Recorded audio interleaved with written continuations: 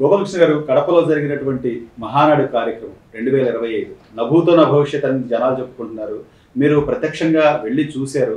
అసలు ఏంటి సార్, అంటే ఇన్నేళ్ల తెలుగుదేశం పార్టీ ఆవిర్భవించిన తర్వాత ఒక ప్రతిపక్ష సంబంధించినటువంటి ఒక అడ్డాలో ఈరోజు పసుపు జెండా ఎగరడాన్ని ఎలా చూడాలంటారు? ఓవరాల్గా 3 రోజుల పాటు మహానాడు ఎలా జరిగింది? తెలుగుదేశం మహానాడు పార్టీ మొదలుపెట్టినప్పటి నుంచి, పార్టీ స్థాపించబడినప్పటి నుంచి కూడా ఎప్పుడు కూడా బాగా జరుగుతుంది. చాలా స్పందన కార్యకర్తల్లో ఉత్తేజాన్ని నింపుతుంది.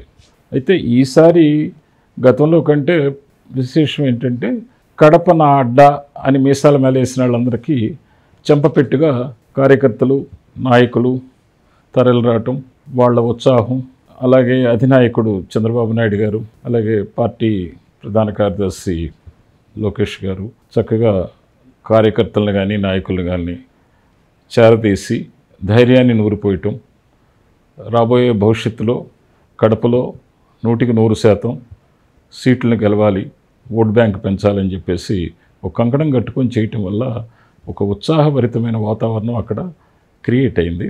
ఆ స్పందన తీరు కనిపిస్తుంది, సుస్పష్టంగా కనిపిస్తుంది. సో 5 ఏళ్ల కాలంలో, గత 5 ఏళ్లలో అంటే చివరికి కుప్పంలో కూడా ఒక భయానక వాతావరణాన్ని సృష్టించి అధికారం చేతిలో ఉంది కదా అని చెప్పి ఎంతకైనా తెగించే పరిస్థితుల నుంచి ఈ రోజున అంటే మళ్ళీ కడపలో ఈరోజు మహానాడు జరుగుతుందంటే ఏం జరుగుతుందో, లేకపోతే ఏమైనా విపత్కర పరిస్థితులు వస్తాయేమో అని అనుకున్న తరుణంలో కూడా 3 రోజుల పాటు అత్యంత ప్రశాంతమైన వాతావరణంలో ఎలాంటి ఇబ్బందులు తలెత్తకుండా, ఎలాంటి అవాంఛనీయ ఘటనలు జరగకుండా మహానాడు జరిగిందంటే అది ప్రభుత్వం యొక్క సమర్థత, పోలీసు వ్యవస్థ యొక్క పనితనం, అలాగే కార్యకర్తల యొక్క అండ, నాయకుల యొక్క పనితనం, ఇవన్నీ కలిసి వెరసి ఇందాక నేను చెప్పినట్టుగా అధినాయకుడి యొక్క ప్రోత్సాహం, ఇవన్నీ కలిసి ఆ పండగ వాతావరణం ఆటోమేటిక్గా క్రియేట్ అయింది.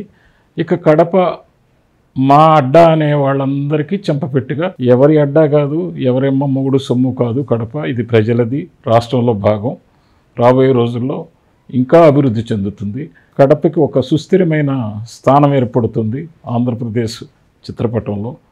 రేపు జూన్ 12వ తారీఖున రాష్ట్ర విభజన సమయంలో ఇచ్చిన వాగ్దానం మేరకు సెయిలు వైబిలిటీ లేదని రిపోర్ట్ సబ్మిట్ చేసిన గతంలోనే చంద్రబాబు నాయుడు గారు దానికి పునాది వేశారు. మళ్ళీ ఈయన పిచ్చి మహారాజు మళ్ళీ దాన్ని రెండోసారి ఫౌండేషన్ స్టోన్ వేశాడు. ఈసారి కొబ్బరికాయ కొట్టి 12వ తారీఖున, ఈ నెల జూన్ 12వ తారీఖున మొదలెడతారు. ఆ ఇన్వెస్టర్ కూడా గతంలో ఇప్పుడు కర్ణాటకలో కానీ అక్కడ కానీ స్టీల్ ప్లాంట్లో ఎస్టాబ్లిష్ చేసిన వ్యక్తే. గవర్నమెంట్ ఆఫ్ ఇండియా ముందుకు రానప్పుడు విభజన చట్టంలో ఉన్న ప్రాతినిధ్యం ప్రకారం, ప్రామిస్ ప్రకారం అన్వైబుల్ ఉందని చెప్పేసి వాళ్ళు అనుకున్న సందర్భంలో పొరుగు రాష్ట్రంలో కానీ మన దగ్గర ఓబులాపురం మైన్స్ని దొబ్బబెట్టి జైలుకి వెళ్ళి కూర్చున్నాడు దోచేసుకొని. అయినా కానీ కడపలో స్టీల్ ప్లాంట్ ప్రారంభిస్తూ 2 స్టేజ్లుగా 9,000 కోట్లు, 9,000 కోట్లు, 4,500, 4,500 కోట్లు, 9,000 కోట్లు పెట్టుబడితో చాలామందికి ఉద్యోగ అవకాశాలు డైరెక్ట్గా ఇండైరెక్ట్గా పరిశ్రమలను పెంపొందించడం అనేది ఒక చారిత్రాత్మక విషయం. అది తప్పనిసరిగా చంద్రబాబు గారు అయితేనే చేయగలుగుతారు. సో సంవత్సర కాలంగా సార్, కూటమి ప్రభుత్వం ఏర్పడి సంవత్సర కాలంగా కూడా పారిశ్రామికవేత్తలు కానీ లేకపోతే ఇన్వెస్టర్స్ కానీ రావాలి అంటే వాళ్ళకు ఒక భరోసా కావాలి, లేకపోతే మళ్ళీ ఎలాంటి ఇబ్బందులు తలెత్తకుండా, అంటే గతంలో కనుక ఆయన అధికారంలోకి వచ్చి, జగన్మోహన్ రెడ్డి గారు అధికారంలోకి వచ్చి కాదు రాజధాని అమరావతి కాదు 3 రాజధానులు కావాలి అని చెప్పి ఎలాంటి గందరగోళ పరిస్థితులు అయితే ఏర్పడ్డాయో, ఈసారి అలాంటివి లేకపోతేనే మేము వస్తాం అనుకునే వాళ్ళందరికీ కూడా ఈ రోజున కడప వేదికగా చంద్రబాబు నాయుడు గారు చాలా సీరియస్గా ఆయన లా అండ్ ఆర్డర్ జోలికి వస్తే తోలు తీస్తా అని చెప్పి గట్టిగా వార్నింగ్ ఇవ్వడాన్ని అంటే ఎలా చూడాలి సార్? ఇది పారిశ్రామికవేత్తలు కదా ఒక భరోసా. అసలు తెలుగుదేశం ప్రభుత్వంలోనే శాంతి భద్రతలకి ఎక్కువ ప్రాధాన్యత ఇస్తారు. శాంతి భద్రతలు బాగుంటాయి. రామారావు గారి టైంలో హైదరాబాద్లో అల్లర్ల విషయం కానీ, రాయలసీమలో ఫ్యాక్షనిజం విషయంలో కానీ, ప్రత్యేకించి ఈసారి కడపలో గతంలో జరిగిన విధ్వంసాలు, అధికార దుర్వినియోగం, పోలీస్ యంత్రాంగం మిస్యూజ్ చేయటం, ఇవన్నీ లేకుండా ఒక ట్రాన్స్పరెంట్గా ఈసారి కడపలో ఒక పునాది వేశారు. అన్ని విషయాల్లో జాగ్రత్త వహిస్తారు రాబోయే రోజుల్లో. 3 రోజుల ఈ మహానాడు కార్యక్రమంలో ప్రధానంగా అందరూ ప్రజలు ఆ దృష్టిని ఆకర్షించింది అక్కడ ఉన్నటువంటి స్థానిక శాసనసభ్యురాలు కడప రెడ్డమ్మగా పేరు తెచ్చుకున్నటువంటి. అది సహజంగా ఉంటుంది కానీ, బట్ నా దృష్టిలో ఈ 3 రోజుల్లో జరిగిన మహానాడు సందర్భంగా నేను చెప్పదలుచుకుంది ఏంటంటే లోకేష్ యొక్క పరిణితి, వారి విజను, ఆ 6 అంశాల మీద పెట్టిన తీర్మానాలు, the centre of attraction is mister Lokesh. కానీ లోకేష్ గారికి పార్టీ పగ్గాలు అప్పచెప్తారు అని చాలా ప్రచారం కూడా జరిగింది సార్. కానీ ఎందుకని రాబోయే రోజుల్లో అప్పచెప్తారు? అదే వేదిక కాదు కదా, చాలా సందర్భాల్లో ఉన్నాయి. పార్టీ పగ్గాలు ఆల్మోస్ట్ తీసుకునే దశలో ఉన్నారు, పరిపక్వత చెందారు, పరిణితి చెందారు, రాజకీయ పరిజ్ఞానం పెంపొందించారు, వయసు రీత్యా, అనుభవ రీత్యా. గతంలో మంగళగిరిలో 2 సార్లు కంటెస్ట్ చేయటం వల్ల కానీ, అలాగే పరిపాలనా విధానంలో పెట్టుబడులు పెంపొందించడంలో ప్రముఖ పాత్ర వహిస్తున్నారు. కాబట్టి ఇంకా కొద్ది రోజుల్లో ఆయనకి ఫుల్ ఫ్లెడ్జ్డ్ ఆ యొక్క అవగాహన పెంపొందించుకొని రాజకీయ కుట్రలను కూడా ఎలా అధిగమించాలి, ఎవరు మన ఎవరు తన, ఏ నాయకులు ఎలా ఉంటారు, ప్రతిపక్షాలతో ఎలా ఉండాలి, అట్లాగే కేంద్రంలో అధికారం ఉన్న ప్రభుత్వాలతో ఎలా ఉండాలి, రాష్ట్రానికి ఏం కావాలి, వనరులను ఎలా ఆప్టిమమ్ యూటిలైజేషన్ చేయాలి, ఇవన్నీ ఆయన చేపడుతున్నారు.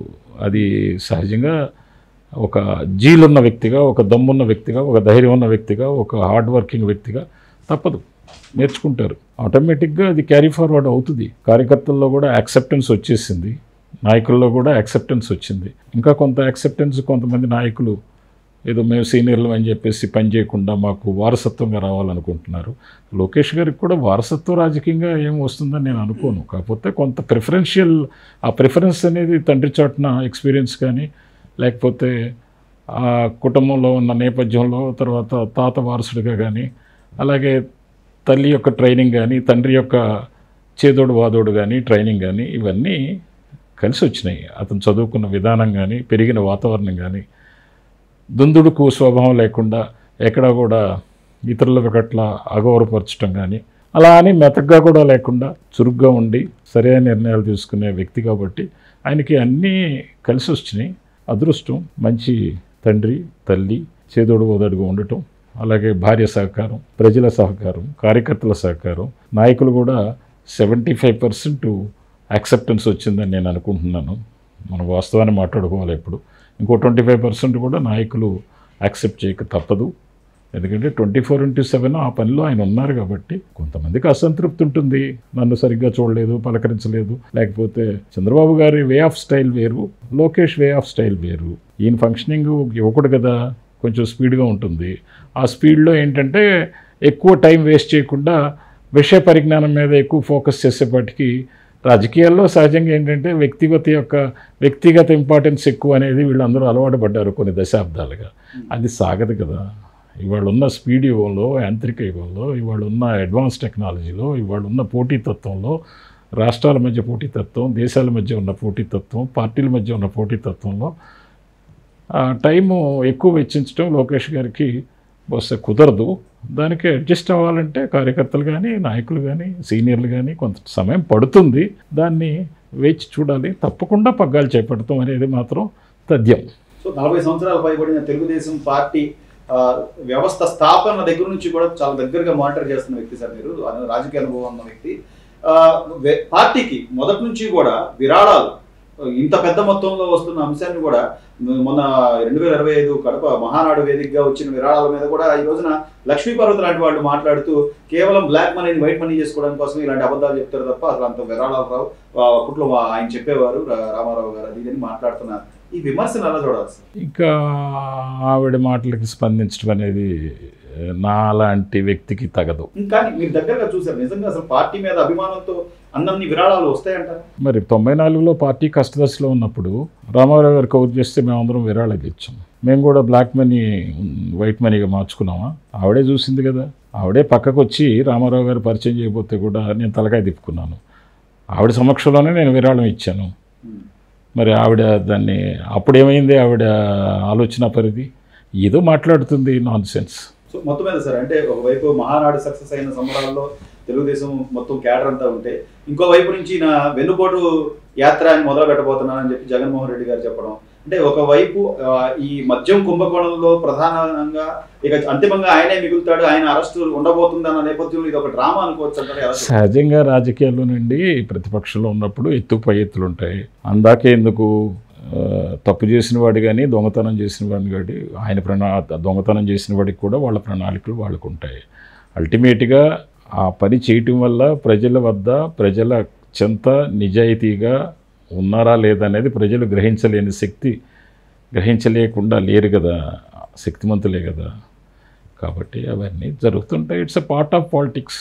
దాన్ని పెద్ద అంత ప్రధానాంశంగా మనం తీసుకోవాల్సిన పని లేదు. మొత్తం మీద అయితే మహానాడు గ్రాండ్ సక్సెస్ అయింది అనుకోవచ్చా సార్? డెఫినెట్గా ఎప్పుడు గ్రాండ్ సక్సెస్ అవుతుంది. ఈసారి ప్రత్యేకించి కడప కాబట్టి గ్రాండ్ సక్సెస్ అయిందని చెప్పక తప్పదు. ఇదే పరిస్థితి కొనసాగుతుంది. కార్యకర్తల్లో ఒక భరోసా అనేది కల్పించడం అనేది జరిగింది. చక్కగా ఆ వాతావరణం కూడా అనుకూలించింది.